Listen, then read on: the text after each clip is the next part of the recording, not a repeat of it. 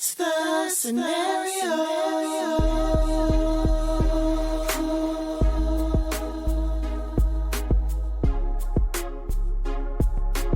Welcome. Come on in, close the door behind you, and pull up a seat to the grown-ups table. You're listening once again to the scenario. I'm Van Everett. Today's show is entitled Everlasting Bass. That's the music that we're going to be coming with today. If you don't know what bass music is, and I know some people who don't know what bass music is, but that's okay. Now. That's what we're here to do. Now. We're here to teach the masses about one of the subgenres of black music that, if you're from the South and you are of a certain age, you know a little bit about some bass music. You've had to have experienced it at some point or another. And we're going to share all of that with you today. As always, you can find our entire companions playlist on Spotify. And you can listen to this week's playlist, Everlasting Bass, and a whole lot more. We got all of our playlists we've had from over the years. They're exclusively on Spotify. Make sure to check that out. But when we have a show like today, of course, we're not going to spend the entire time talking about bass music. We're actually doing a freestyle episode, and we've got some great guests with us today to chat with us. We've got friend of the show, repeated offender. We haven't had her on in a while, but she's on with us today. And our favorite world traveler, Tomiko Harvey of Passports and Grub. How you doing, Tomiko? I'm doing absolutely wonderful. Well, not wonderful. I'm under the weather, but I am blessed still to be here. All right. Tomiko's got under the influence of apparently some industrial grade cough medicine. So we're gonna see. We're gonna see how that goes. If you say anything out of line, just blame it on the cough medicine. That's what people do. We're blame it on that. Yeah, when people make racist statements, they blame it on sleeping, like sleeping aids and stuff like that. So dehydrated or something. Yeah, They didn't know. Yes, they didn't know. Yeah. It was the NyQuil. Also with us, first time guest and the chair for the Gemmes. Is it Gemmes? I want to make sure I'm saying it right. Gemmes. Gemmes Literary Luncheon. Yes. All right. Okay. First time guest Autumn Prather is with us today. How are you doing? I am doing wonderful. Thank you for having me today. All right, we're glad to have you. We're gonna have some fun today. Talk to both of them about what all they've got going on. Also talk about what's going on in the world around us, and there is a whole lot to talk about there as well. But right now, let's just find out how the world's been treating everybody in our segment. Win some, lose some, where we calculate the wins and the losses of the week. Find out who got a win somewhere and who took the L. We're going to start on the other side of the glass with my producer, Dana Dane. Dana, win some, lose some. What's it been looking like for you? Man, my wins this week have been very small. I think I even said this on the last recording, or a couple of recordings, because when this happens, it's a great day for me. Mm-hmm. I go into the office twice a week, and I got two coworkers who love to yip and yap. I call them yip and yap in my head. Love them. Love them. But my God, can I sit down for 2 minutes before you telling me about your weekend, your hour, who done did what, the office gossip? Because I truly don't care. But one of them wasn't here, so I only got yipped at. Can't complain. No yap, just the yip. That was fine. That was my win for the week. But my loss, I ain't gonna lie, it ain't my personal loss. I feel like it was just a loss. Kanye West out here, he needs some help. He needs some help, y'all. I don't know what that cousin's song he had released. He needed to go to the doctor for real. And somebody need to take his phone, and somebody need to take his laptop, and just he needs some healing. Yeah, he needs some help, and that's my loss. Because I'm like, now at this point, this sad. This ain't funny no more. This kind of sad. So that's my loss. Yeah, but he's a genius. Remember, we got to remember. Everybody keeps saying he a genius. That's the excuse for every time he does something wrong. He a genius. Yeah, but or they talk about they talk about some of his mental health issues. And his mother. And my thing is, I'm of the belief you can A, be a genius, B, also have mental health issues, and C, also be a terrible person at the same time. Now, that doesn't mean that you shouldn't get the grace and the help that you need if you've got those mental health issues. But that doesn't mean we can't acknowledge you're not a terrible person. or that you still need help, or or that you're not a genius or whatever. So I think it can be all those things, and none of them cancel the other out. We're all complex people, but that dude needs some help, and he also needs to shut up at the same time. About that. Exactly. Yeah. On my end, with the wins and the losses this week. So, and my win actually came several months ago. In my day job, I got in a promotion, a nice promotion that it was kind of, I'll just say this. It was a nice promotion. Good promotion. Put me in a pretty good situation. Glad to have it. And I've been getting acclimated to it. It's been perfectly fine. But the drawback is that where once I was someone who I was in a lot of different places physically on a daily basis. I would be all over I live in the state of Tennessee. I work out of Nashville, Tennessee. So I would be in a lot of different places from day to day. A lot of those places allowed me to get home in a reasonable time. Sometimes maybe in 15 minutes from the time I got off, which was great. But now, due to the promotion, I find myself having to make the commute from Murfreesboro, Tennessee to Nashville, Tennessee every single day. Wow. And that commute, 2 times this week, I got off work and it took me 2 hours to get to my home. I was sitting in traffic for 2 whole hours.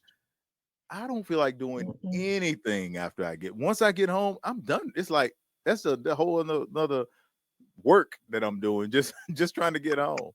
And I thought I was going to be able to manage it, but I'm relearning. It's trying to drive me crazy. So that's the L that I've caught, but I'm gonna have to take that L with the paycheck for the time being, at least. Yeah, my husband has been doing that for 12 years now. Ooh. He's been every day for 12 years, 2.5 hours. Wow. And no, go ahead. Yeah, I was gonna say I lived in Antioch for 17 years, and I couldn't take it anymore. I moved back on the north side of town. Maybe 8 years ago. It was just too much. Yeah, and I'm not visiting nobody after work that live in Murfreesboro or Antioch or Clarksville, anywhere. I don't even want to go out on Wedgwood during rush hour. I'm not going out there. You better be downtown already. Yeah. Yeah, it's an ugly thing, man. And I hate to complain. I know it could be a lot worse, but after I've spent all this time not being in a commute, right. It's a shock. It's a shock to the system. So hopefully something will change soon. Fingers crossed. Tomiko, what about you? Win some, lose some. What's been looking like for you? So I'm excited about my win some tomorrow. Well, no, not tomorrow. Tomorrow's Sunday. This week I got invited to the Google Summit, which is what we use for the internet. Mm-hmm. Google invited 7 small business owners to come out and learn from their search team. And I'm one of the 7 business owners. So I'm super, super excited about that. Learning how to show up on the first page of Google. I'm like, out of everybody they could have chosen, I was one of the 7. So I'm super excited about that. My lose some is this menopause. Let me tell y'all something. Y'all ain't ready. Dana, you ain't ready. I'm not sure. Autumn, you don't look like you ready either. No, I'm ready. Let me tell you something. Well, I'm not ready, but I am. I feel you. Getting ready. I feel you. Let me tell you something. This right here, let me tell you something. Don't touch me. Don't look at me. Don't make no noises. Don't make no sounds. Don't click your glass. Don't breathe hard. I got an attitude. I hate noise. I hate it. It's something about noise that sends me. It turns me into a human that you don't want to see. I don't want no noise. Just hush. But what is this about feeling something crawling on you? Yes. I constantly feel like there's something crawling on me, and I'm constantly, hitting my arms or blowing something off of me because I'm like, what is this? Y'all scaring me. I'm scared now. Somebody said their ears be itching. The hot flashes are unbearable. I'm scared. Oh my gosh. You get something called stiff arm syndrome where your whole right arm locks up on you. It's frozen shoulder. Frozen shoulder. That's it. Frozen shoulder. I'm telling you. The only thing that I have no period no more. Just because of that, my body got the breakdown.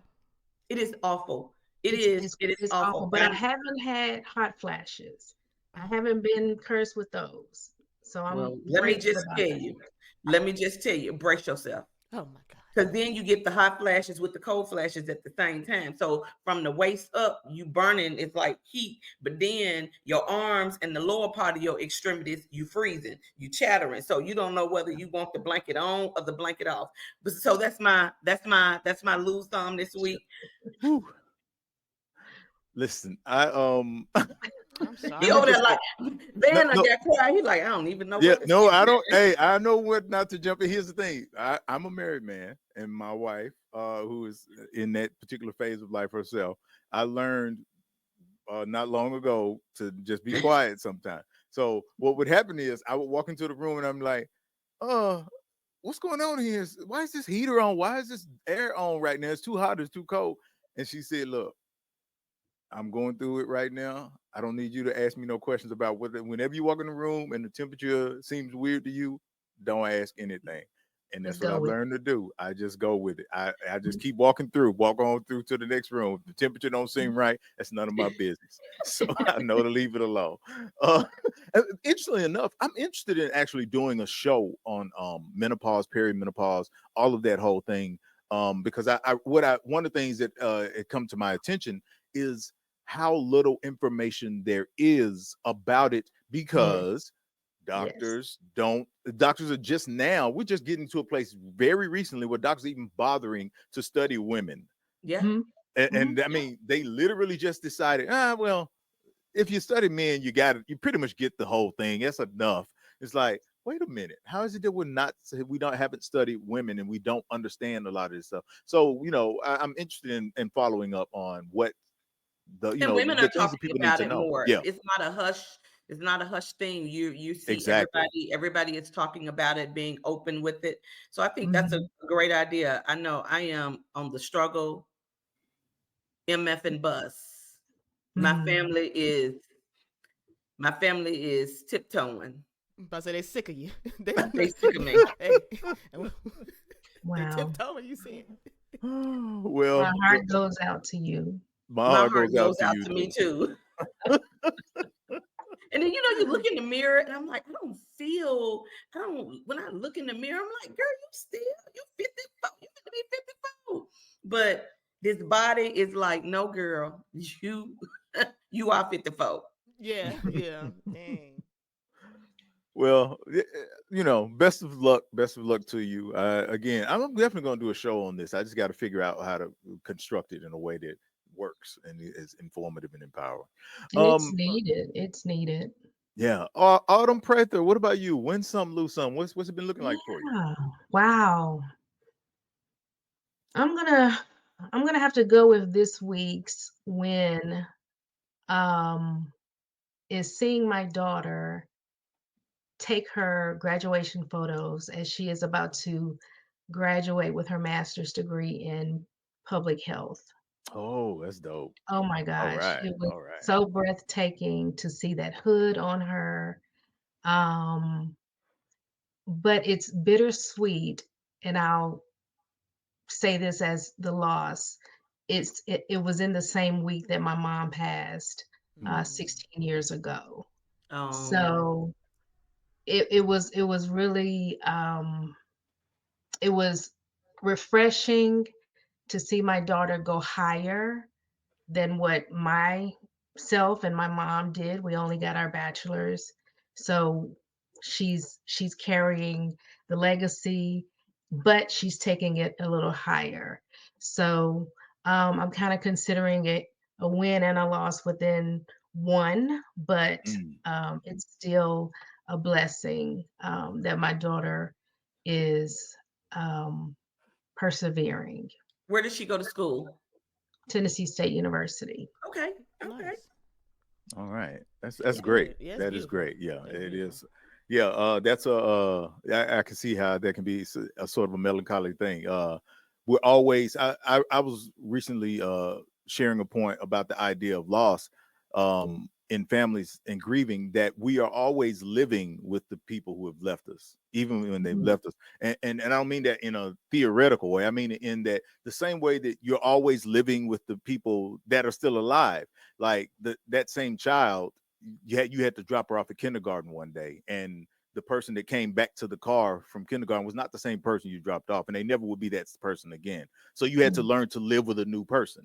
And that's what we're always doing with the people we love. We're always renegotiating what it means to live with them. And even when we're living with their memory, we're renegotiating it, and it means something different. My grandfather died over a decade ago, and I didn't.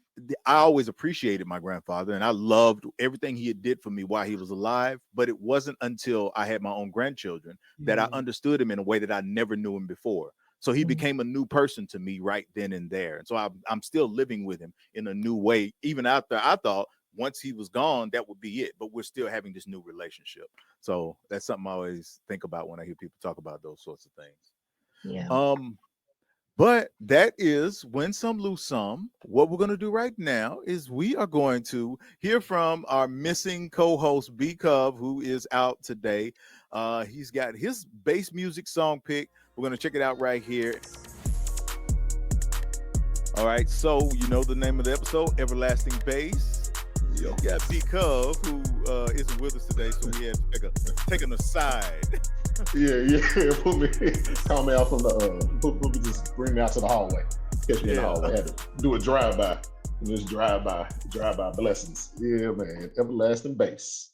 Yeah, man. So, I mean, my thing is, I don't think bass music gets enough love for what it's done for the country and for Black people.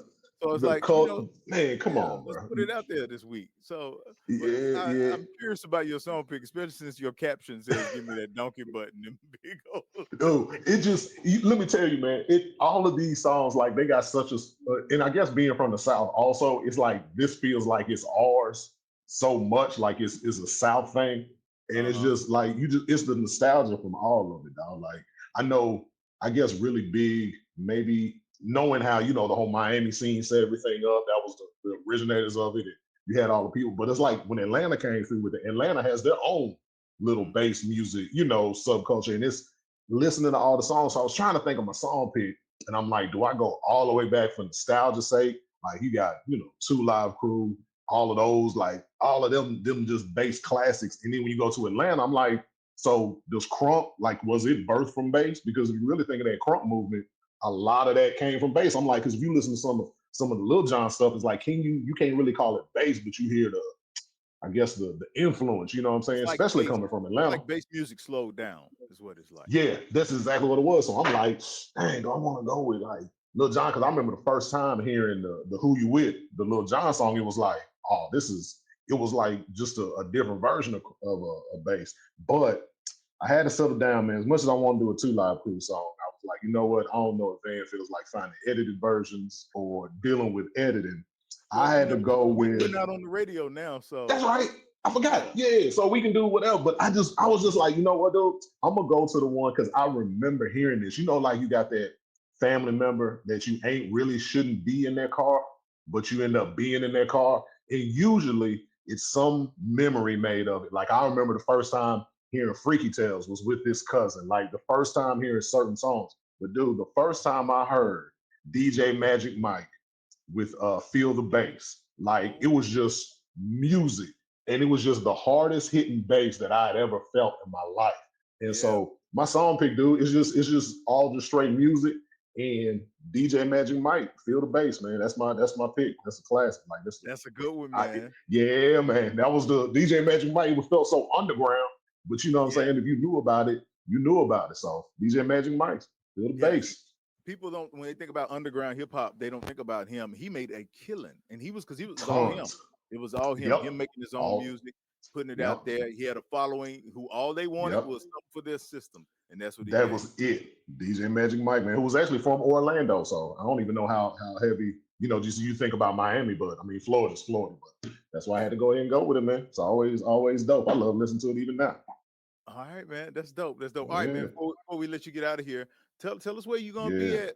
Let the people know where you are as far as on the road. Yeah. Right now, man. Yeah, man. So we're gonna be rolling. We got me Friend of the show, Renard Hirsch, who fills in for me sometimes. My boy, my classmate, real funny dude. Also, my man Mike James, also Nashville native. Went to high school. All of us went to high school together. So we teamed up. We got our high school was Hunters Lane High School in Nashville. So we got the funny lane. So all three of us are working comics. We linked up. We're homeboys. We travel. We're doing the funny lane tour. So coming up, man, May 8th, we're going to be down in Birmingham at the Stardome. Then May 28th, we're going to be at the Atlanta Punchline. Then back home in Nashville, June 15th on Father's Day. I'll make sure we let everybody know. That's going to be at Zany. So just go to my Instagram page. I post all the stuff, man. B-Cuff Comedy. Also, we're having on scenario stuff too. But yeah, Funny Lane Tour. We've been going through, man. We started off in New Orleans and we just been working around, man. We've been going different places. It's been fun. If anything, man, it's an excuse to hang out with your friends and get paid to eat and drink and make people laugh. So it's dope, man. We have fun. All right, man. All right, well, there it is. DJ Magic Mike. We're going to check it out right here. Yeah. Hey, peace. It's the God Ride, man. Chillin', man. I want y'all to check out the scenario, you heard? Loud, baby. Peace. Hi, this is Marco Coleman. Everything that you do, do it for the love. I'm here for the love of good music, and that's the scenario. It's the segment formerly known as This Week in Black Prather, y'all.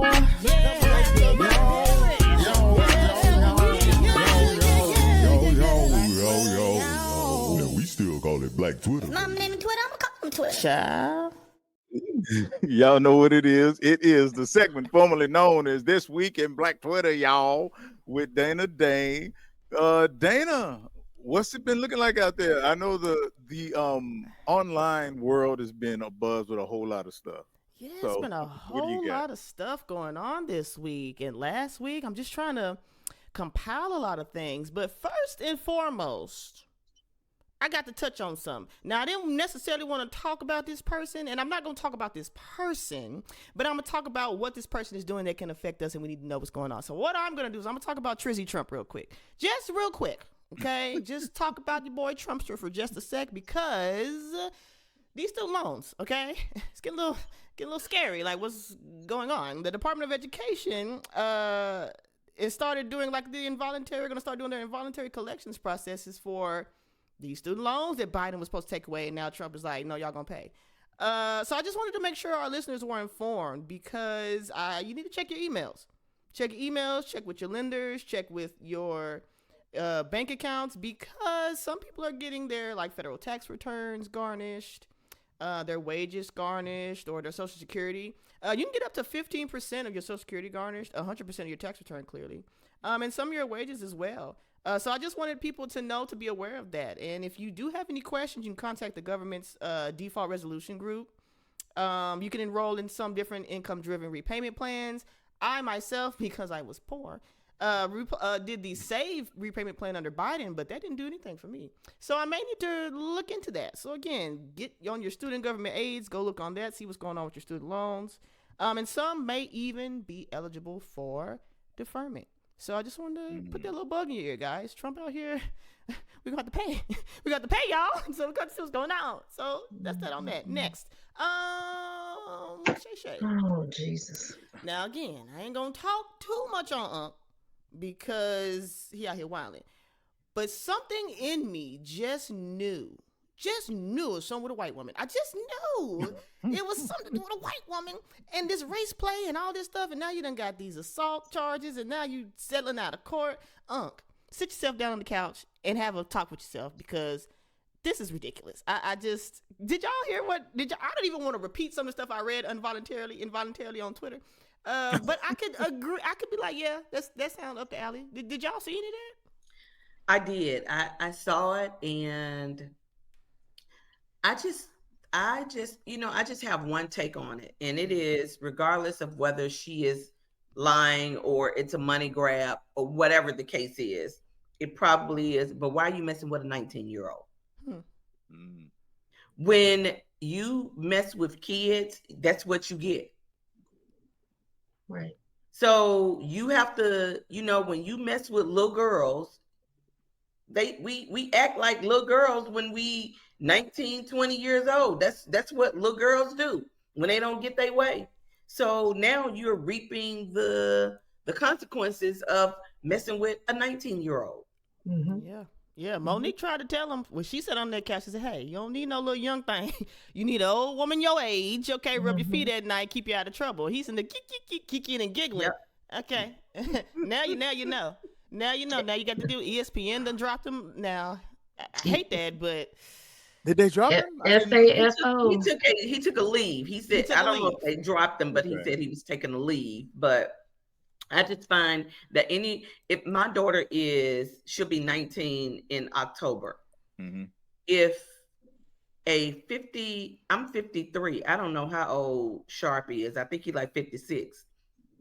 If a 56-year-old man came up in here, let me just tell you, y'all would be like, oh my God. Because it would be some furniture moving. Yeah. Absolutely. Yeah. Yeah. It's sick. Yeah. It's sick. Yeah, actually. And I think she's younger than like his children. I'm like, that's weird. What you about to say, Fan? I just think I don't know. I've always of the mind that we have to deal with the red flags we choose to grab a hold to, and just whatever comes along with them. Like because I hear some people trying to sort of make excuses for him and things. And my thing is, if you believe in accountability, you believe in accountability. You have to believe in it across the board. Because the truth be told, if he were Sierra and Future left him pregnant, everybody would be like, well, that's what she gets. She should have chose better. You can't, because that's usually what we get. It's always, it's just something I've always said, that we rate women based on ethics, and we rate men based on expediency. So it's like, well, we can do whatever we can, but they got to do what's right. And it's like, you can't just make one group accountable and the other group unaccountable. Right. I don't know how this plays out, but this is at this point.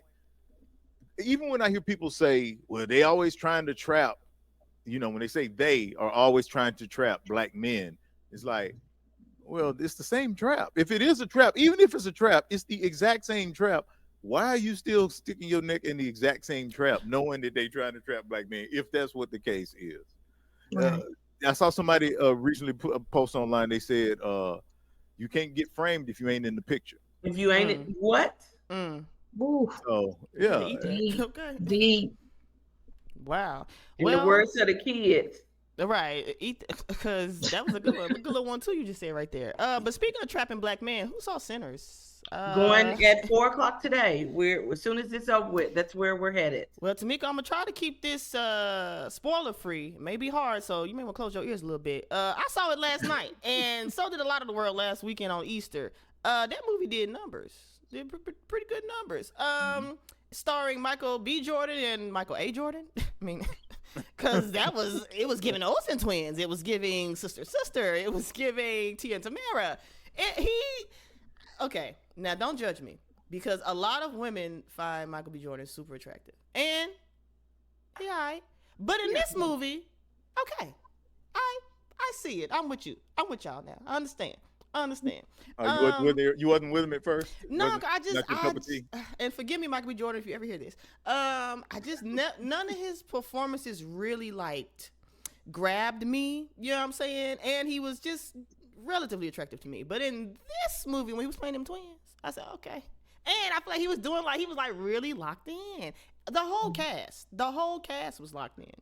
So I'm just gonna give a little synopsis. Not a synopsis. I'm gonna give some of the themes in the movie. And Tomiko, again, you may want to close your ears real quick. But one, a lot of people don't realize this is kind of based off the story of bluesman Robert Johnson. Sold his soul to the devil down in Mississippi to get good at that guitar. That guitar they used to call it back in the day. Obviously we got the KKs and the Ks up in there. So, do what we need to do behind that. It tackled a lot of things about cultural appropriation with the protagonists in the film, talking the themes of light and dark, and just how music is often appropriated by the white man, and then tried to be used against us to try to quote unquote bring us together. But we ain't gonna talk too much on that. Also, Miles Canton, R&B singer, first role playing one of the lead roles. Very good, very amazing voice. Very talented. I'm like, this your first role, young man? Good for you. Good for you. And I don't know if this is because of the movie, because Ryan Coogler, the director, has obviously done Black Panther, Creed, things like that. He done got a big old fresh deal out of this. Okay, sign that check, black man. Good for you. And online, there were a lot of good tweets and things about that. So people said, I've seen thousands of films, and the music tribute in Sinners holds one of the best scenes I've ever seen in my entire life. 3 viewings in, and I'm still at the edge of my seat, mouth agape, tearing up in pride. Haven't felt that way since Spider-Verse. Leap of faith scene. Also, there's a scene in Sinners where Tomiko, close your eyes. There's a scene in Sinners where Delta tells a story about his friend that was lynched. You could feel the pain because Delroy was acting. Let me say this: Delroy Lindo. I don't think people have acknowledged enough. Yeah, that he doesn't. Yeah. Especially if you watch it, once you see this movie, you're gonna be like, because he's the comedic. He's the comedic center of the movie. He's like the comedy relief of the movie. And when you think Delroy Lindo, you don't think comic relief. But he really pulls comic relief off in this movie, and that's something I've never seen him do before. And he did it excellent. He did. Wow. He did. He did his one too. And then also the juxtaposition between like how it was like the Irish kind of thing, and then they were trying to do like one big happy family. We should all just kumbaya, and we were like, "Nah, ain't no kumbaya up in here right now." Yeah, okay, yeah. You don't do good synopsis. You're giving plot points. I am giving plot points, and I'm reading the tweets. So Van, help me out there. Help me out. No, I think you've said enough. But Autumn, have you had a chance to check out the movie? I have not, but my dad has, and he was pretty amazed. So yeah, I have a question.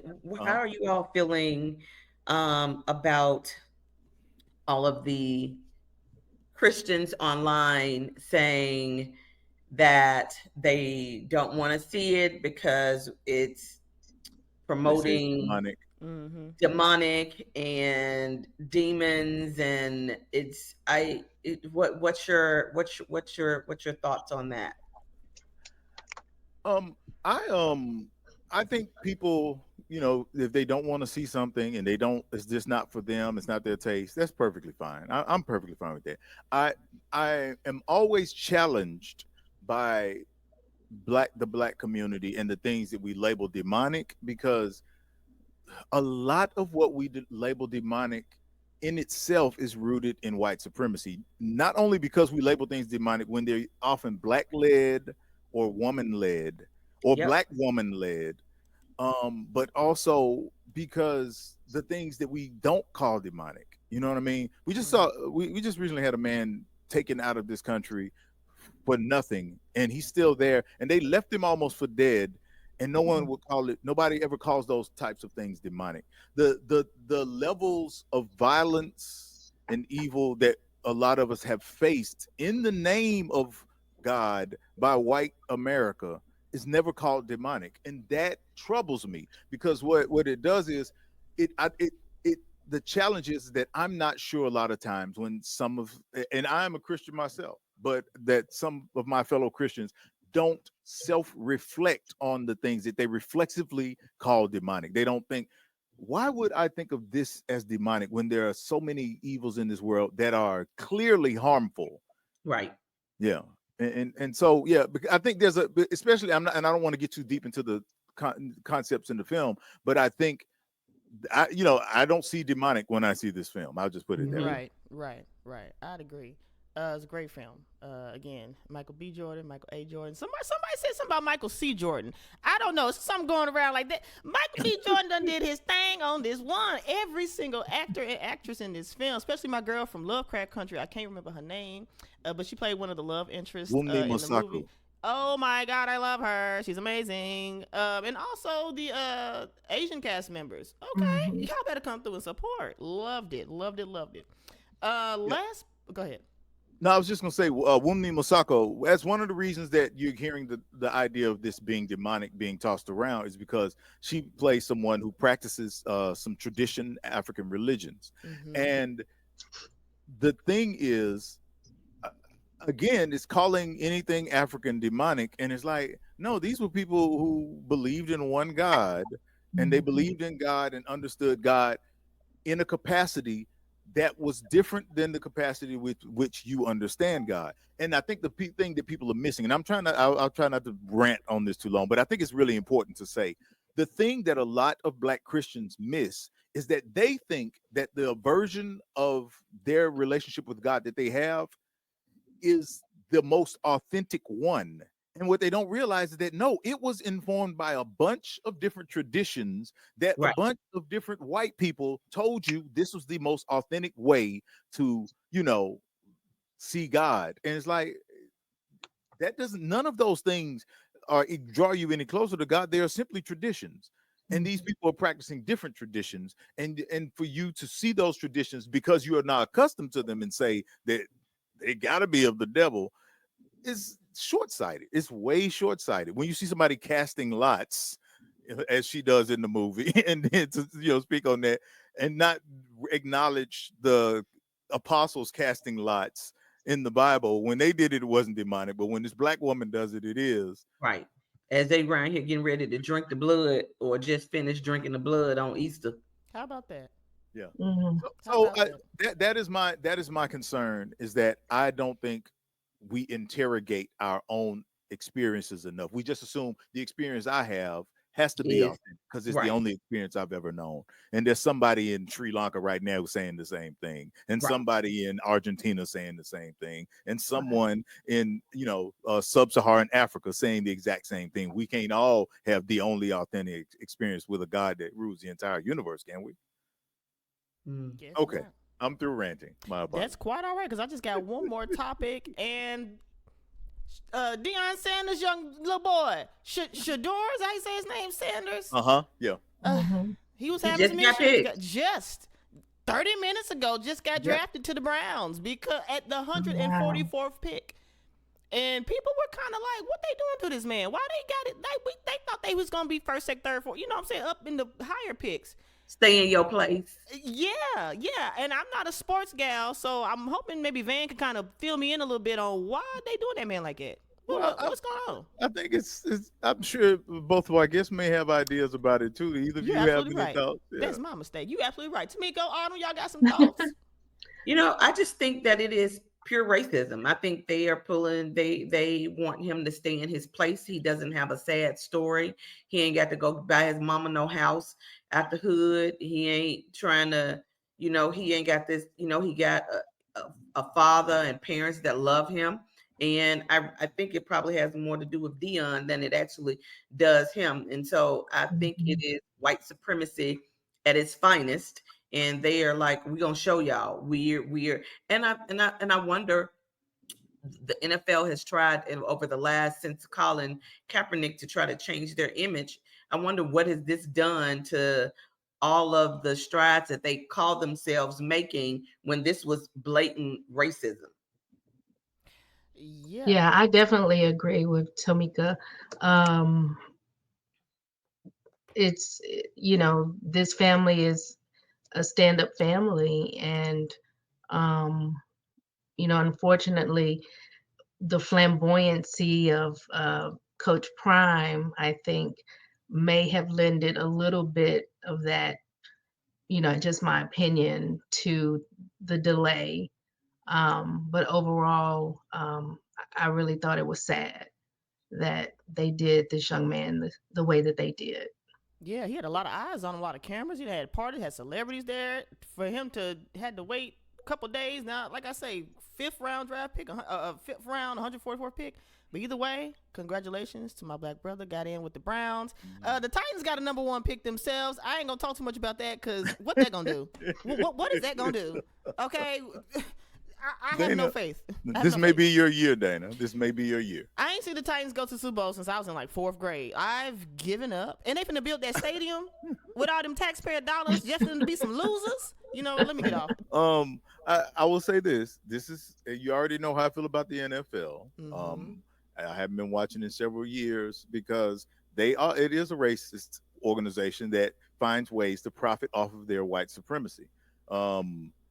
Not just Colin Kaepernick. They were the same. This is the same organization that had found a loophole to try to not pay black athletes who had brain damage the same amount that they were paying white athletes, because they were saying, well, black people's brain capacity isn't the same. There's not as much of a loss when a black person's brain gets damaged out on our field.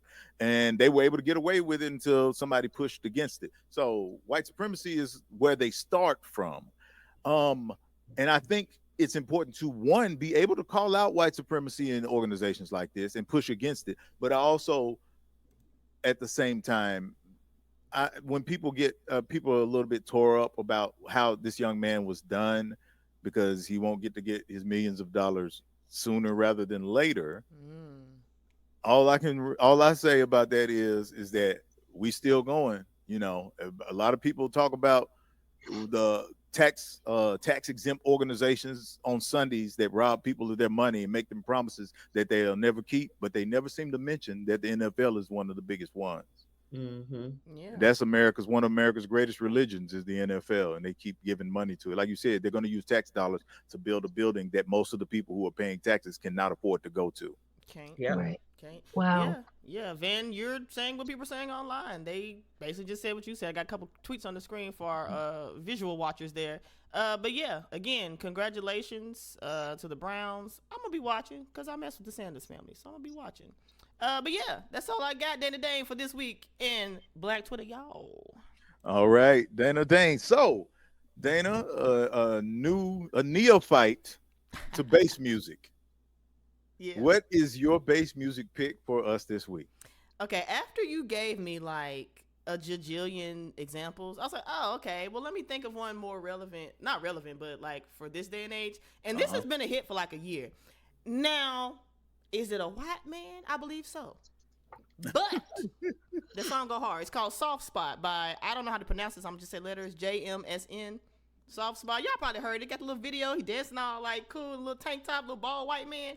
Getting it. Love that song. So yeah, that's what I picked. Soft Spot. I just heard it when she brought it up to my attention. It's actually a really dope song. I was like, oh yeah. In the morning. And it's bass music. It's definitely a dope song. So if you guys get a chance to check it out, please do. And we're going to check that out right now here on the Scenario. So we're going to check out, I don't know his name. I don't know if it's Jameson. I don't know. Everybody's decided to take all the vowels out of their names now. Yeah, and I don't want to sound like an old man yelling, get off my lawn, but I'm just saying, where are the vowels at? Bring back vowels. This is why I read the letters. JMSN. I don't know. Yeah, so we're going to check him out with Soft Spot right here on the Scenario. When we come back, we are going to chat with our favorite travel blogger, Tomiko Harvey. What's up, y'all? It's your man Stokely here, hanging out right here on the Scenario. Keep it locked. This is Lauren Ash. Always remember, lead with love and get off your butt, and that's the Scenario. All right, I'm going to assume the guy's name was Jameson. Yeah, again, I'm not 100% sure. We're going to go with Jameson. Could have been something else. If you wanted us to pronounce it correctly, you should have put the vowels in his name. That was Dana's pick, Soft Spot, on our bass music playlist. You can check it out exclusively on Spotify. Make sure to check it out there. It's entitled Everlasting Bass. We've got the songs you've been hearing right now and a whole lot more. We're going to cover everything from the 80s all the way up to recent times. Some good stuff as always. And you can check out some of the other playlists we have too. We've got everything from house to funk to I think we got some soundtrack stuff. You name it, we got it. Whatever subject we've covered, there's pretty much a playlist for it as well. All right. Well, let's chat with our friend Tomiko Harvey from Passports and Grub. It's been a minute since the last time we had you on. I always try to follow and keep up with what you've got going on. Last I recall, you were, I think, were you in Turkey? I was in Jordan. I think Jordan. in Jordan. You were in Jordan. You were on a trek. You were on a long trek. Tell us a little bit about the trip to Jordan.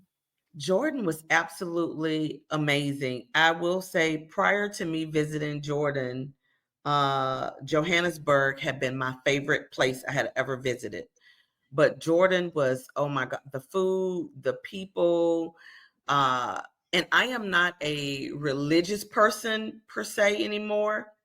But I will say when I visited, what is it called? Where Nemo? No, what is it called?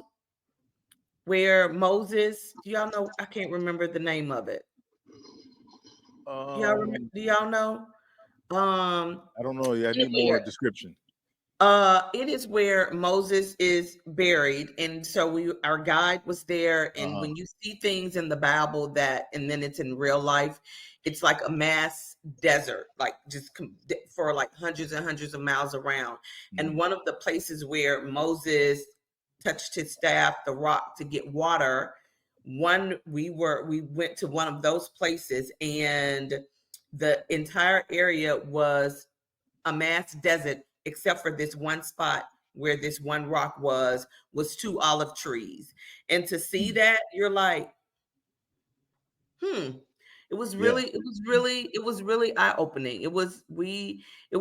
Jordan was so amazing. It was not, everybody was saying, oh, you better be careful going to the Middle East. You never know, everything was going on over there in Gaza.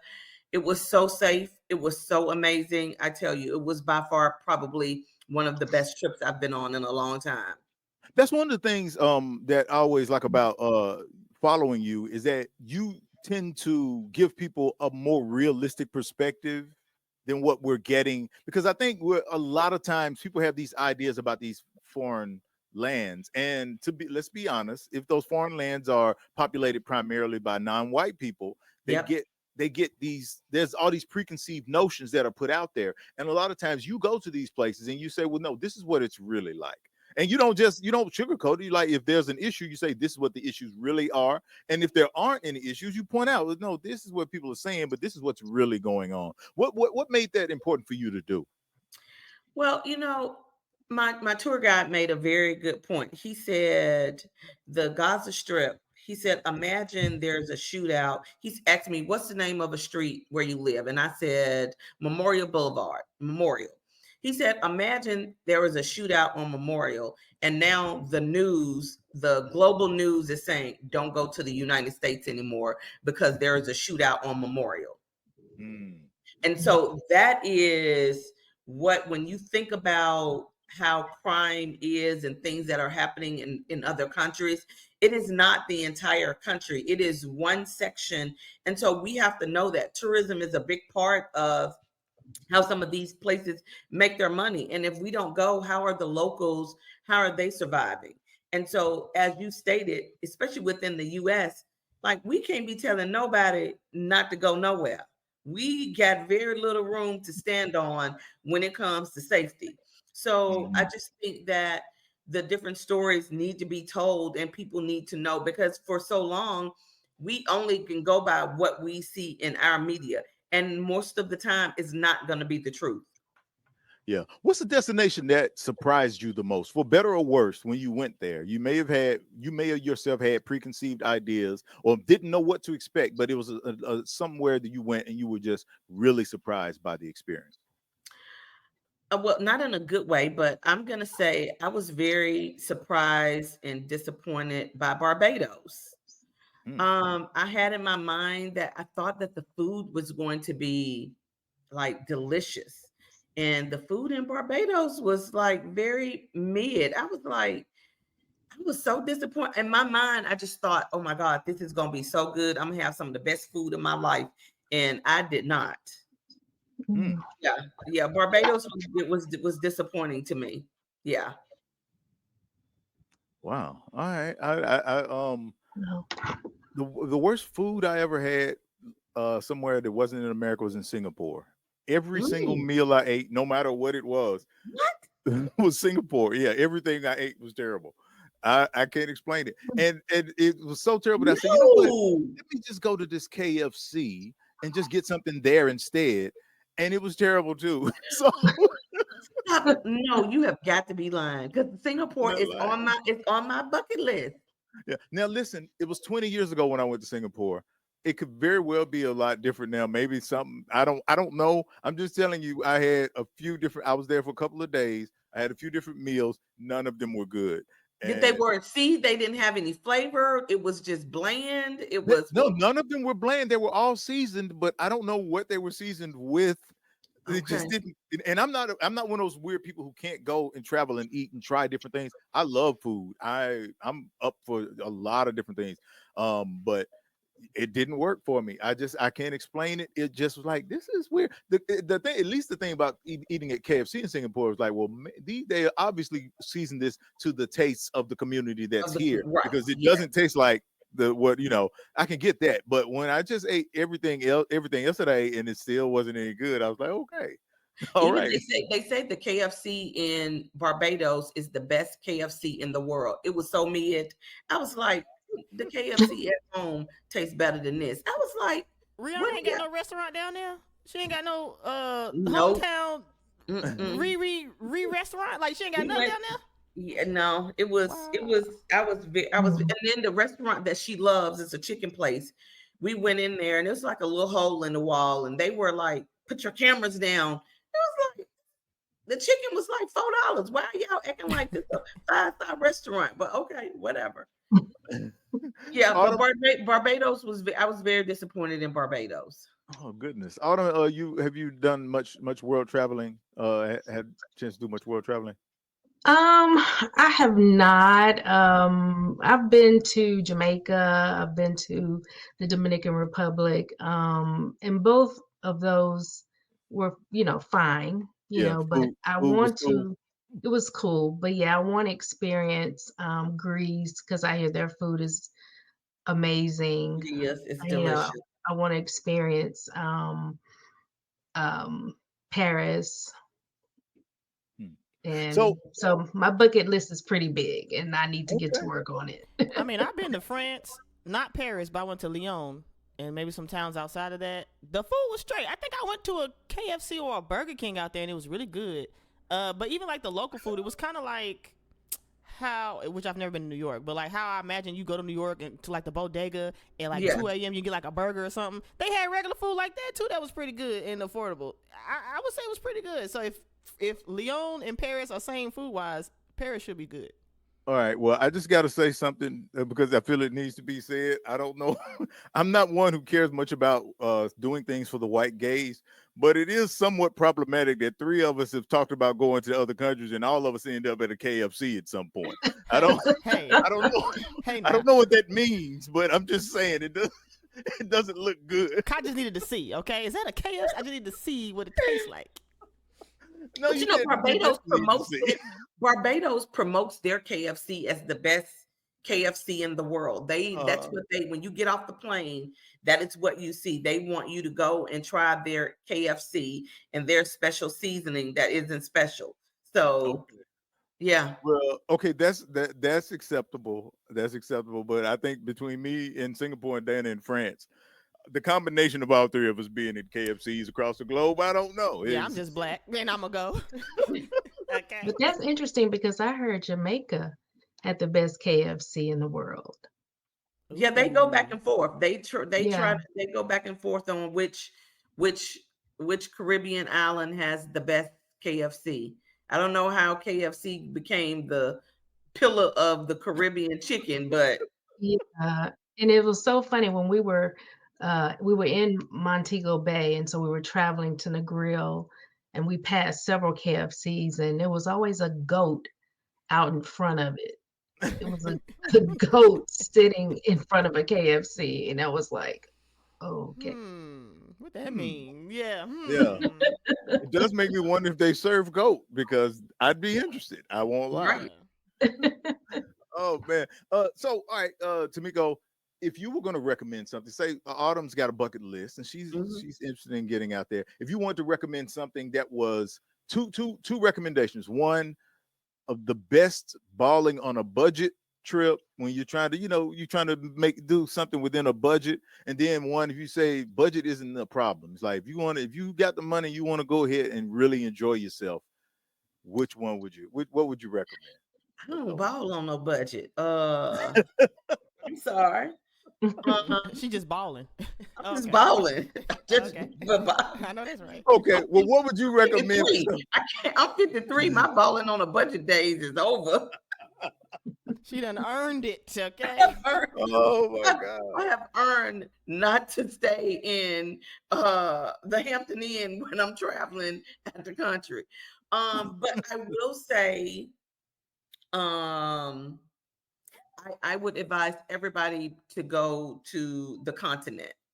I remember when I first went, you hear people talking about, oh, it's going to be life changing. And you think, whatever, is it really? You hear people saying that, but it is really, really life changing when you go to the continent. Johannesburg was just so blackety black. It was black wealth on top of black wealth on top of black wealth. I had never seen anything like that. It was just like so live jazz in the gardens and just art and culture. Oh, it was everything. Outside of that, I would say Greece is another good place. But I think go to places that aren't touristy, like leave the Santorinis and all that kind of place. Leave those places alone and get out into some of the other towns that aren't as touristy. Okay. I definitely think everybody should go to the continent. All right, no doubt. All right. Again, like I said, I follow you on Instagram. You always have a lot of really interesting stuff, and I enjoy living vicariously through you as you go to different places. But what's one of the least Instagrammable situations you've ever been in? Something you like, this don't belong on camera. Oh, I had a. Let me not say that. Okay, so last year I went to, and this is in the States. I went to what's that? It's a TV show afterwards. It's in is it North Carolina, Outer Banks. I was so Outer Banks, with the beach. Have y'all seen that show?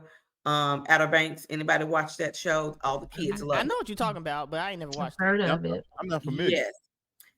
The hotels was just the hotels, the food, it just looked like, oh, can I say white trash? By all means. Of course. It was just a lot of white trash. I was just like, this is not my flavor. This is not giving, not even 3-star. It was like 0. It was very white trashy. Yeah. I had a hard time creating content and getting things to look how it looked in person. Yeah. Oh wow. Yeah. So I assume this means the Kentucky Fried Chicken wasn't very good either. I don't even think they had a Kentucky Fried Chicken. That was the first mistake right there. Yeah, we already knew they didn't even have no Kentucky Fried Chicken. It was somebody's meatball that don't know how to season chicken was back there cooking. They didn't even have no good seafood, and they right on the water. Like, how you right on the water and don't have good fish? What? Because they still can't season. That people be forgetting that part. Like, it's fresh, but did you season it?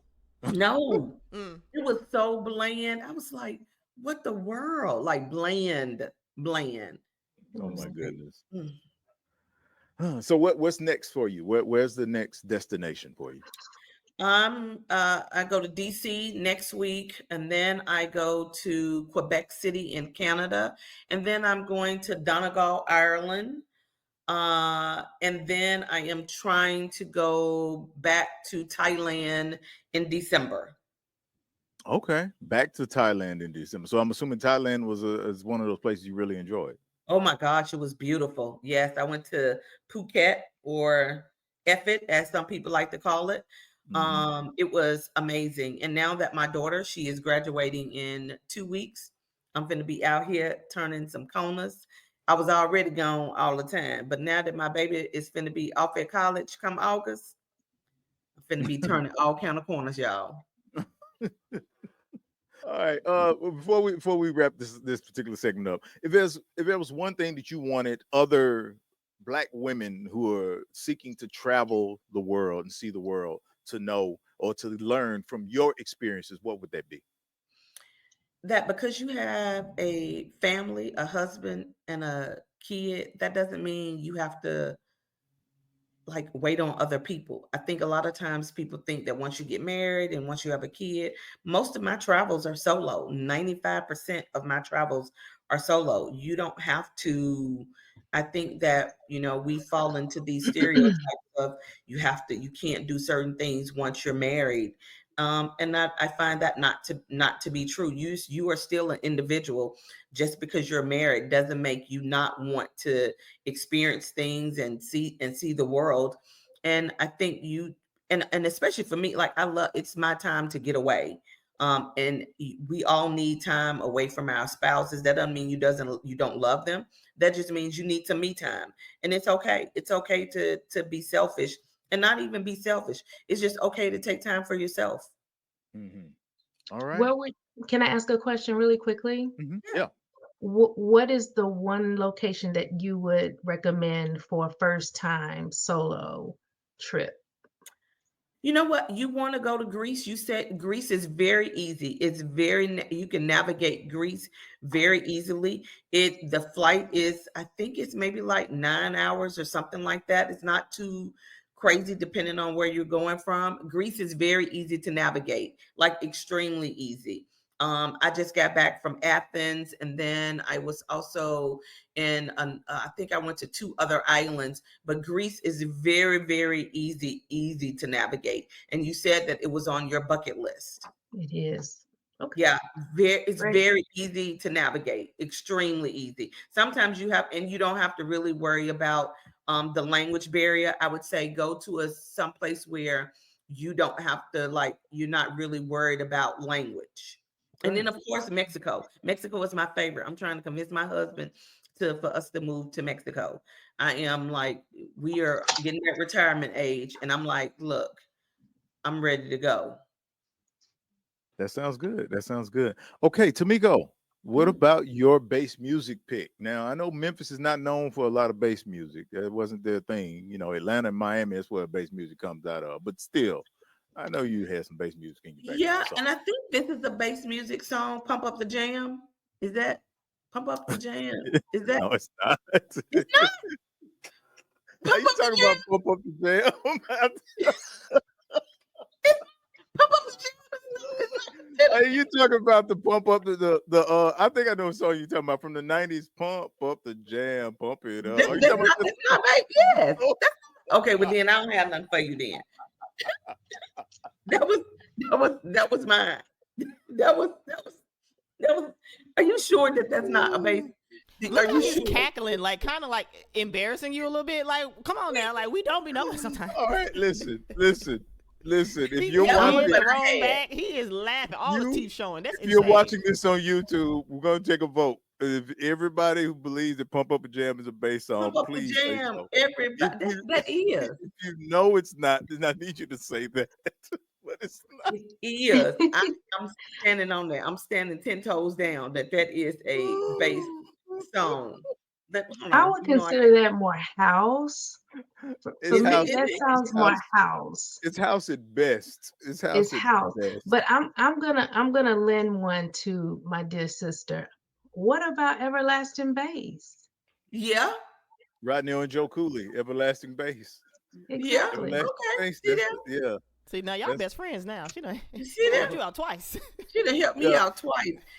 Van over there trying to be an old hater, but that's good. I'm telling you, all teeth showing, side teeth and everything. Dang, help her then. All right, I'm sorry, Tomiko. Tomiko, this is the reason that's funny because you always surprise me. I just assumed that you got one in your back pocket for me. I did have one in my back pocket. I did have one in my. You just did not agree with it.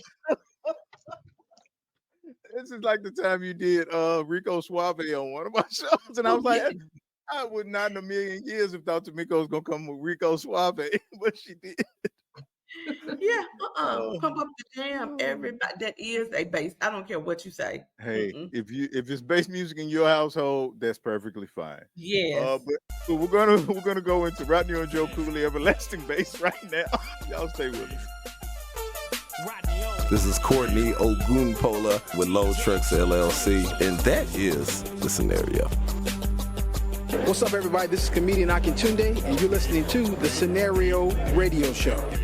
All right, we're still here. That was Rodney and Joe Cooley with Everlasting Bass. That was based on the assist, the able assist from Autumn Prather to Tomiko Harvey to give her a bass song for our playlist. All right, I'm through laughing about it. It's over. The hate hate is coming through the airways, but it's all good. Again, I'm asking all the listeners. If I want you to be the judge, if I'm wrong, I'm gonna come back and I'm gonna apologize to Tomiko. I need you to apologize just as loud as you laughing. I need you. Oh man! All right, well, I will definitely do that. I would definitely make a public apology if I am wrong. That "Pump Up the Jam" is a bass song. No. All right, you're still here with us on the Scenario today's show entitled "Everlasting Bass," and we are going to interview Autumn Prather, find out a little bit about an upcoming event that they have going on with the Nashville chapter of Les Gemmes. It's called the Literary Luncheon. Am I correct, Autumn? Yes, you are correct. All right. Now, admittedly, I have never heard of the organization before. And I guess on some level that kind of makes sense because it's for primarily about women and things of that nature. And I am indeed not a woman. But tell us a little bit about the organization first, Les Gemmes. Yeah, absolutely. I am so grateful for the opportunity to talk about Les Gemmes because you're right. It is not a sorority in which other people would know about, you know, those in the Black Greek letter organizations. But we are an outstanding organization that promotes and provides charitable, educational, civic, and cultural activities that enhances the population of various communities.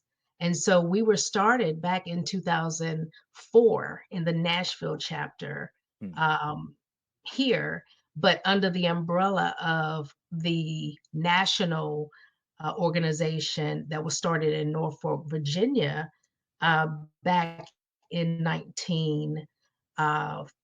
between 1958 and back in the early or late 50s, let me say that. And so we were started and established here in Nashville to bring a sense of civic and social duty to the Nashville city. And it was needed. 2004 was a time where we were seeing, some things happening in the city, the booming of Nashville, the growth and everything, and our charter members even, very impressive women. There were 15 charter members, and of those 15 charter members, you may know some of these names, like Rosetta Miller Perry, who founded the Greater Nashville Black Chamber of Commerce, and of course, the Tennessee Tribune. You may know Judge Joyce Ball. You may know Gloria McKissick, who was a trailblazer during the civil rights movement alongside the late Congressman John Lewis. You may know Hortense Price Jones, the owner of collegecrib.com over in Price Plaza. So these women collectively came together and established the organization here in Nashville. And for 18 years of our 21-year existence, we've held a literary luncheon that is the premier luncheon for Nashville and its surrounding areas. It's the who's who of Nashville that comes out to pay homage to our initiative called Lighting the Path for Girls. And this is very near and dear to my heart because I actually have an organization called Girls, and it stands for Growing in Respect, Leadership, and Sisterhood, because our girls need us. They need to see women who are professional, who are doing things for the greater good of the community. They need to see examples of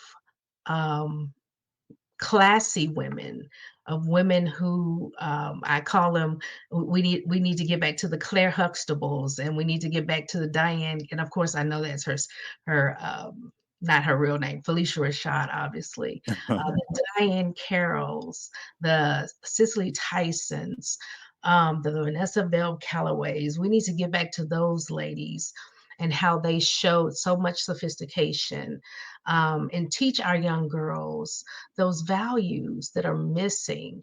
And so this literary luncheon provides that platform for fundraising. We take them on trips. We've gone to the Lorraine Motel. We've gone to the Civil Rights Museum.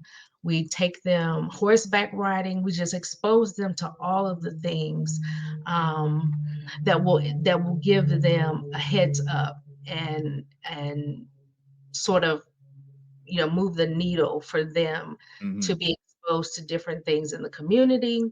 We have workshops, financial literacy. We have public speaking. I've actually done a workshop with the girls for public speaking, and social and life skills that they're going to need post-graduation from high school. And it is for those girls who are 13 through 17. And so we have a cohort this year of about 16 young women who will be benefiting from this fundraiser. It's May 17th, 2025. It's at the Sheraton Music City Hotel. Tickets are $100. You can find us on Eventbrite and get those tickets purchased. We would love to have you there.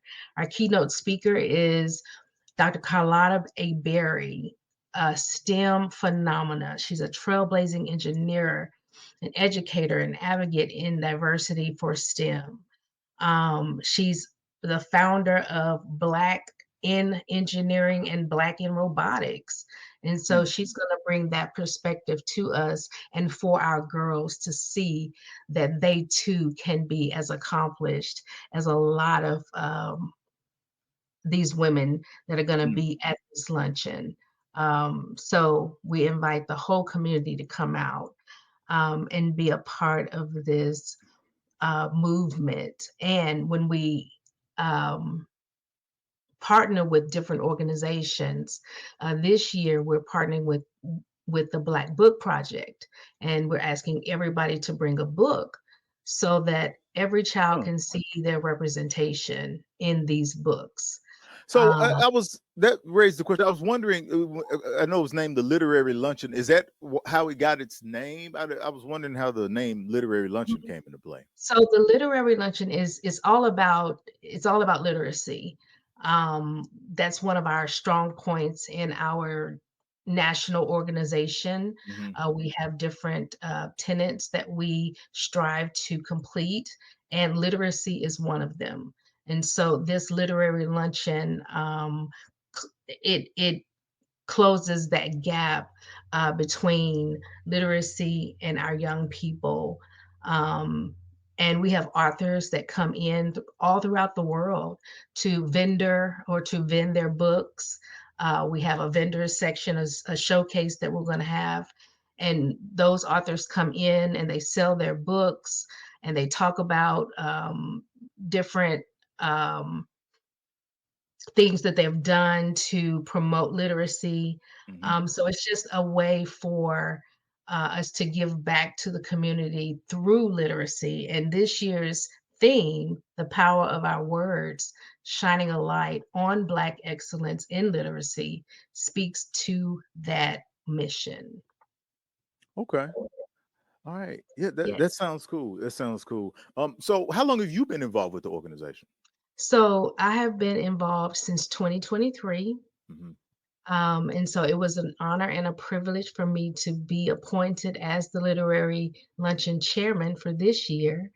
It just speaks to the testament of my passion for young girls, to really pour into them. So because they're the next generation of leaders and trailblazers, and we want them ready. This particular function gives what the proceeds gives back in the form of scholarships so that all of our graduating seniors can get a head start again with all of the essentials they'll need. We give laptops. We give all kinds of things so that they are ready and prepared for college and beyond. And so, again, I just have a heart and a passion for pouring into our young ladies, getting them ready for the world, because we know that they have two, things against them. Number one, they're African American, and number two, they're women.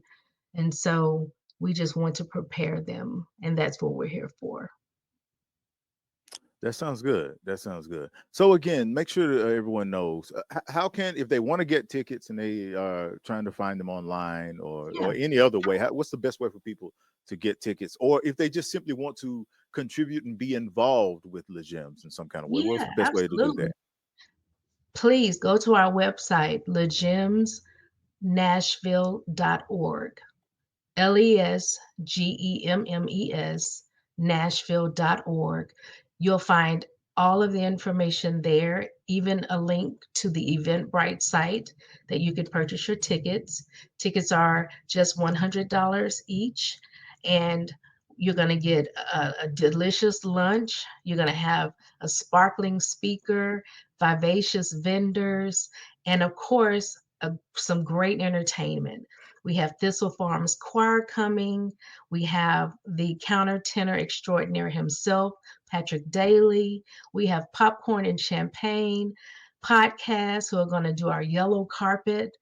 We're going to have Muse Conservatory of Dance, who is going to provide an homage to our young ladies through African dance.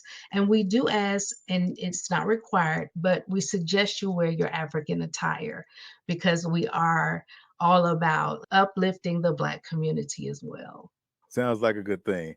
All right, let's get into your song pick, Autumn. What is one of your favorite bass songs? Just hearing the word bass, I'm gonna have to probably go with the J, the I, the M, the I. DJ Jimmy. With the bass playing, the J, the I, the M. Yeah, DJ Jimmy. DJ Jimmy. Yeah, DJ Jimmy. I'm familiar with DJ Jimmy. I was I'm old enough to remember. So yeah, I guess that'll be my pick. All right, we're gonna go with DJ Jimmy right here. You know what? I honestly can say I don't know if I remember what the name of the song is either. I just know it was by DJ Jimmy. Yeah, and it was. They repeated, his name in the song quite a bit. So they repeated a lot of stuff. Yeah, in the song. It's Jimmy. Tomiko, you from that era too? Yes. What's the name of the song? Do you remember? I don't remember that, but I just know it had the J, the I, the M, the Y. I don't know the name of it though. Yeah. Because it wasn't "Do It, Baby, Stick It, Baby, Do It, Baby, Stick It, Baby." That's Do it. Baby. That was. That's how it was. That's how it was in the song, but I don't think it was the name of the song. It wasn't the name of the song. Whatever the case, we're going with DJ Jimmy right here on the Scenario. If anybody out there knows the name of the song, if you're checking this out on YouTube, make sure to put it in the comments. Tell us what the actual That is the name of it. Do It, Baby, Stick It, Baby. Do It, Baby. Are you sure? I don't. I'm on Google and Do It, Baby, Stick It, Baby by J. Marsh, 2017. No. This talking is about old DJ. school. This is 1991, 92. DJ Jimmy. Old school. You were in Memphis back then, so you probably weren't. So DJ Jimmy, the lyric, where they at? Where they at? Yep. That's the name of it. That's the name of it. Yeah. That's it. Where they at is the name of the song. All right, that gets it. All right, we're gonna check out Where They At right here, DJ Jimmy.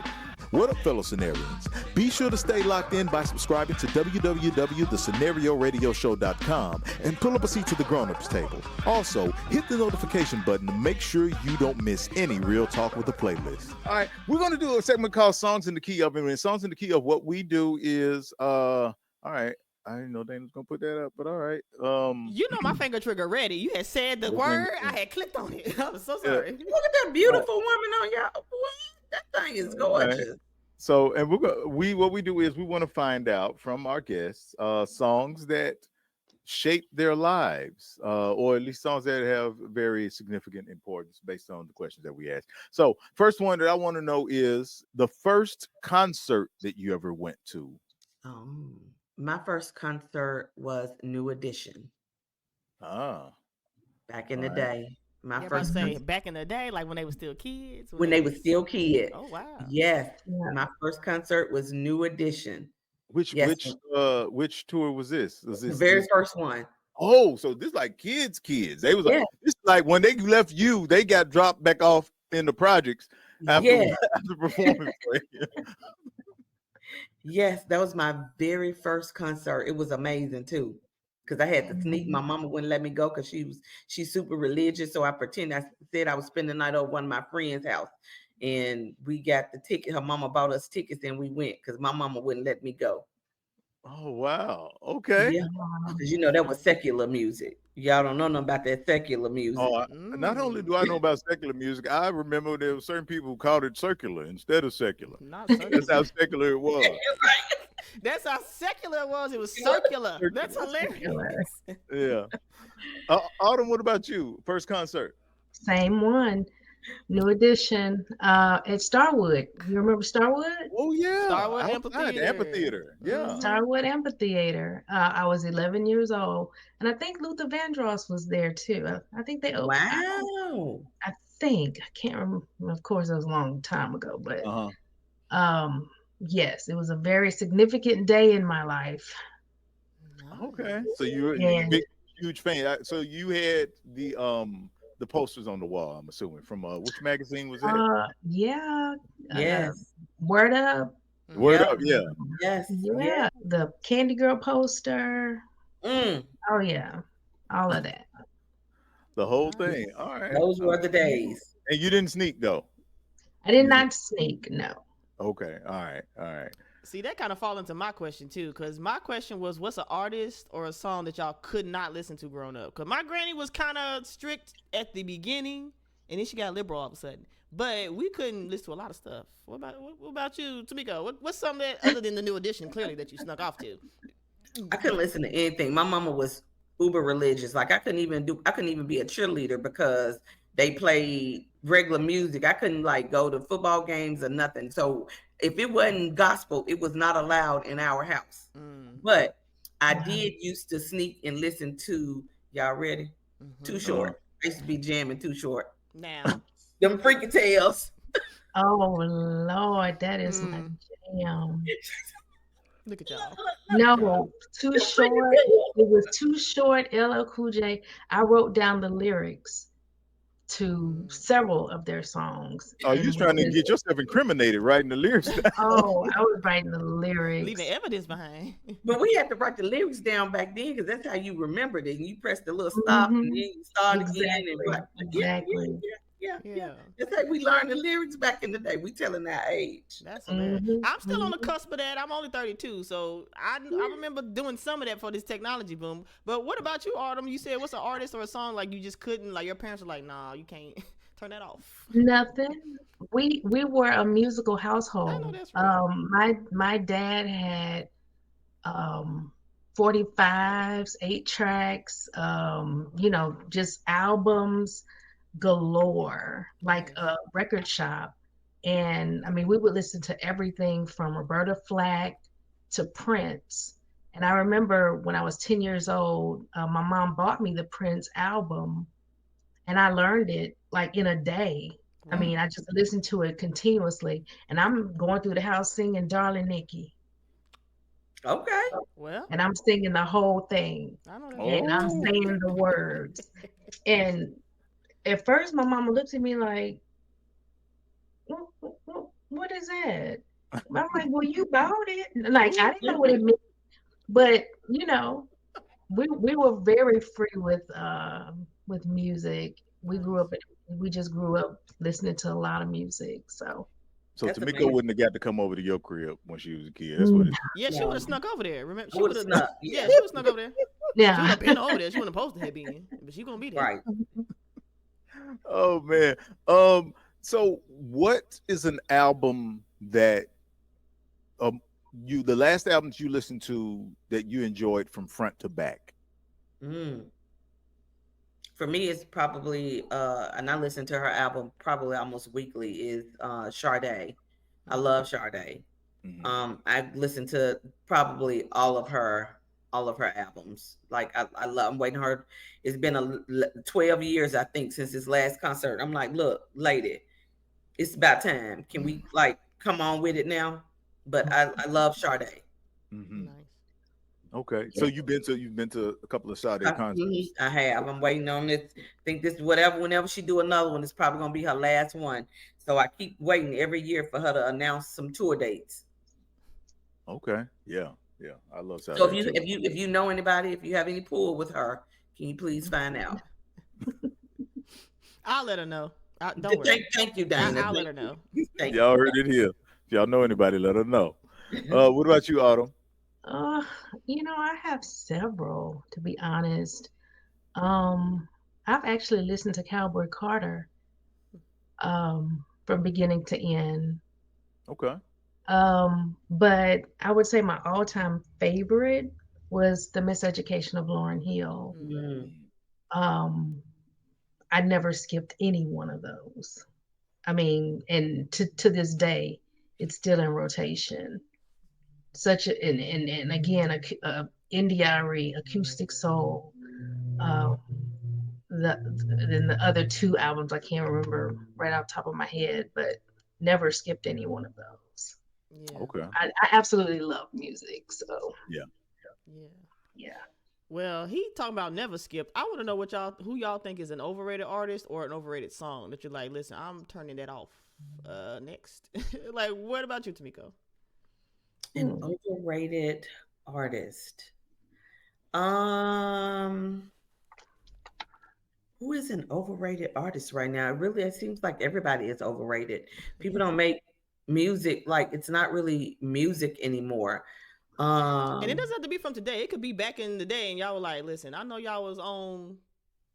I don't know. I don't want to name nobody from that time, but I wasn't on them like that. You know what I'm saying? It could be something like that." So the first, I think are we gonna do a section on that before I say on the first album or CD I ever bought that I thought was good. So High Five. I thought they were going to be so good. They were so overrated and it was so trash. I was so mad. I had to save my little money to buy that damn High Five. And that's their name, High Five, out of Houston. Yeah, High Five. Yeah, out of Houston. Yeah. I was so upset. I have never been so upset in my life. It was two, maybe two songs on that entire little CD. I was so mad. I was fire hot. Had saved my good money. All the songs was trash. I'm gonna be honest with you, Miko. I think there's more to that story than you realize. Because I remember the High Five album. It was okay. It wasn't that bad. I think you thought it was terrible because one, it was the first time you had to spend your own money on it. And two, you had already been held back from listening to so much music. You like, this has got to be the one because I'm spending my money on it. Yeah, that album would have had to do a whole lot to really meet up to the standard that you had already built up from being held back from listening to music. So mad. I was so hot. I was my so first mad. secular CD I bought. My She just first couldn't secular, wait. and it was trash. Oh no. Oh man. Y'all about to be mad at me. Go ahead. Yeah. Because this is such an unpopular opinion, but I really feel Janet Jackson is overrated. No, that's not an unpopular opinion. Okay, wait. Overrated how? Vocally, sure. Yeah. Sure. Vocally, yeah. I don't think she's overrated vocally because nobody ever rates her highly vocally anyway. Ooh, yeah. She where she belongs, I guess. She's kind of rated right where she's supposed to be. Yeah. I can see what you're saying. You know who else? Aaliyah. No, I have to disagree. I ain't gonna say overrated. She didn't really get into it good. She ain't really get into it. Aaliyah, Janet Jackson, who else? Throw Sierra in there too. Sierra. Yeah, they all some people. Yeah. They all sound soft, nasally, and can't sing. They all can dance. They are great. J-Lo. They are all of them in that same. I can't let you put J-Lo in the Janet, Sierra, and who else did we say? Conversation. J-Lo, she ain't. Aaliyah. You can't. But they all sing soft, but they can dance. But they cannot. They are performers, but they are not singers. I'll let you have it. But listen, on the flip side, and I know y'all didn't ask this, but underrated. Melanie Fiona. Yeah, We love her. great voice. Oh That my was the God. first concert I seen live as an adult. Was Melanie Fiona and Marsha Ambrosius down in Limelight back in 2011. Like that was like my first I bought this ticket concert. Limelight. Yeah. Yeah, Yeah. Melanie Fiona, she's my daughter's favorite artist. I have a video of Yes. Madison singing her. We love her. We go to every show she has when she comes to the what is it? Where they Marathon. serve the wine at? What's the place? City Wine. Oh, it's City Yeah. Winery. Yeah, okay. yeah. She was just at City Winery a couple of months ago. We went. Yeah, I ain't heard much from her though. Like, what's she got going on? She got a new album just came out. I think, or it's I about gotta to check drop. that out. Uh-huh. Nice. Yeah. Yeah, she's pretty underrated. Yeah. Okay. Well, I always love to do songs in the key of with people because one of the ways you learn about people is by asking them about the music that they love. There's a story behind the music, like you know, some of Tomiko's talk about her upbringing, the stuff Autumn's upbringing. These are things otherwise you just don't get into until you start talking to people about music. And this also solidifies to me why Tomiko thinks "Pump Up the Jam" is a bass song. He ain't letting that It go. explains a lot. It is. And Google said so. Google said so. Yeah, I'm just saying. Around that time, you was like, well, this got to be a bass song. It's secular. I don't know, Tomiko. I don't know. Wow. I don't know. But anyway, all right. So we're gonna keep things going. I am going to share my song pick for bass music. I'm going with a song from Outkast. And the reason I decided to go with one with Outkast because I was like, I don't think you don't get a lot of rap bass music that people acknowledge for its lyricism. I mean, most of the time when there's a bass song, it's maybe like Uncle Luke, I Wanna Rock, or Scarred, or something like that. And although those songs really get the party going, they don't, it's not, those guys ain't really just rapping on there in any kind of way. But Outkast, of course, when they did a bass song, they still kept it lyrical. So I wanted to go with Wheels of Steel from the AT Aliens album by Outkast right here on the Scenario. We're going to check this out, and when we come back, we'll be closing up shop. Hey y'all, this is Jacola Lane, community organizer with Free Hearts, and that's the Scenario. This is Mona Scott Young, and you're listening to the Scenario Radio Show. All right, that was my pick, Wheels of Steel, Outkast. You'll also find that on our Everlasting Bass playlist. It's going to be full of a lot of great songs in the bass subgenre. But we're closing things out. We're going to do like we always do about this time by finding out what's the scenario, starting on the other side of the glass with our producer, Dana Dane. Dana, what's the scenario?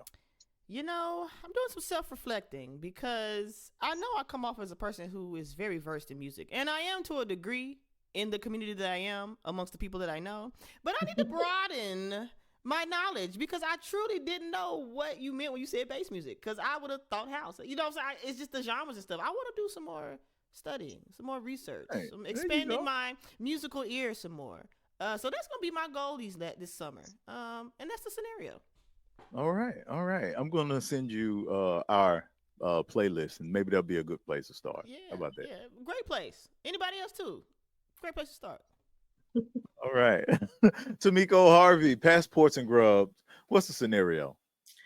My scenario is this summer I am going to take it easy. I think a lot of times we are all entrepreneurs and we are busy. We're trying to make things happen. And I am going to work in my garden and I'm going to learn how to skate this summer. So I'm going to take some time to relax. And I think everybody should do one thing this summer that is not regarding their business, not regarding making money, but just about living in the moment. And that is the scenario. All right. So do you garden regularly? I do. Yes. You do? Okay. All right. Yeah, I'm starting my garden back up again this year. I've been off past 2 years or so, but I'm getting back to it this year myself. All right. That's good. I love I gardening. went to the nursery yesterday. I went to Martin's yesterday and got a backyard full of stuff. So I'm gonna get the planting tomorrow. Yeah. Okay. Y'all know y'all gotta be careful because these young folk nowadays, gardening don't mean what y'all think. Oh, what it mean? It means smoking. Is what that means. Oh well, I do that too though. But I do. I don't think y'all know. I don't think y'all. It means two things nowadays. Oh, No, okay. Well, I I do actually mean that mean as well. gardening. You I do literally garden. mean I planting do. a Yes, vegetable is what you mean. yes. But I do both of those gardenings. Yeah, no, I'm just planting stuff. That's all I'm doing. Somebody offered me, they say, hey, you want to do some gardening? I'm like, yeah, man, what you got? Roma tomatoes? So yeah, I'm glad you hit me Nah, they with say that. All right. sativa. That's what they mean. Okay. All right, Autumn Prather, Gemmes. What about you? What's the scenario? Well, I am a mother of two beautiful children. I'm a published author. I'm co-founder of a nonprofit with my daughter called the Mother and Daughter Experience. I am the founder of Girls Growing in Respect, Leadership, and Sisterhood. And I just plan to revamp my brand this year and to just get the word out about how we really need to cultivate and encourage our young girls to be classy women. They are our future and they are our new trailblazers. And just like Kamala Harris, they can be all that they can be. And I really want to encourage mothers to help their daughters live out their dreams. And don't forget, May 17th, Gemmes Incorporated Nashville Chapter's Literary Luncheon, where we will be lighting the path for girls initiative benefit fundraiser. We love to see you there. And that's the scenario. Yes, All right. ma'am. I love Okay. to hear that. I gotta ask. You say you're a published author. Tell us a bit about really quickly. We're going to wrap up, but I still want to know a bit about your book. What is that? What all have you published? Yeah, so I have a published book called Preparing a Fruitful Harvest: One Mother's Pursuit to Generational Health. And so it's a memoir of sorts of how I raised my daughter as a single mother, as a married mother, and as a divorced mother. And just the ups and downs of raising a teenager, going off to college. I talk about mental health. I talk about getting her therapy because I believe in therapy. I talk about women's empowerment. I talk about just motherhood and the different responsibilities that we have in raising our daughters. Again, it's all about generational health for me, and passing along that legacy. As I mentioned in the beginning, my mom went to TSU, I went to TSU. Now my daughter's graduating with her master's, and she took it one step higher. So that's generational health to me. So that's what the book is about. All right. That's dope. Definitely check that out. That sounds like something worth reading about. Yeah. Van, what's the scenario, man? What's going on with you? One thing has been sticking out for me very recently because I keep seeing it happen. As we find ourselves months into the Trump presidency, the second Trump presidency, a lot of us have come to the understanding that we're going to have to do something. There's work to be done in some capacity or another. We know that, the Black people just living is resistance for us a lot of times. There's always something that we're having to resist against. And in the midst of that, I've seen a lot of people sort of try to employ shame in the midst of getting Black people to resist the white supremacy and a lot of the policies that are going on right now. So it's like, well, y'all out here dancing and slapping fans and doing this and that when you should be fill in the blank, whatever that thing is. And my thing is, I don't want you to ever forget that joy itself, Black joy in particular, is resistance. That we live in a country that has always been uncomfortable with our joy.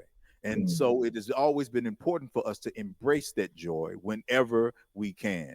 Does that mean that there is no room for us to be politically active, socially engaged? No, it doesn't mean that. But we can do two things at once. We are not stupid people. We know how to do the things that are necessary, take care of one another, build a stronger foundation in our families, in our communities, and dance and clap fans at the same time.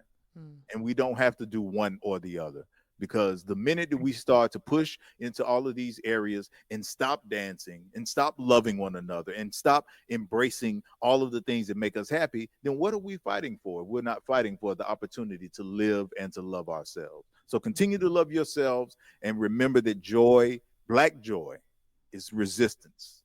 That's the scenario. One other thing, if you don't get anything else from anything that was said today, just remember, Pump Up the Jam is not bass music.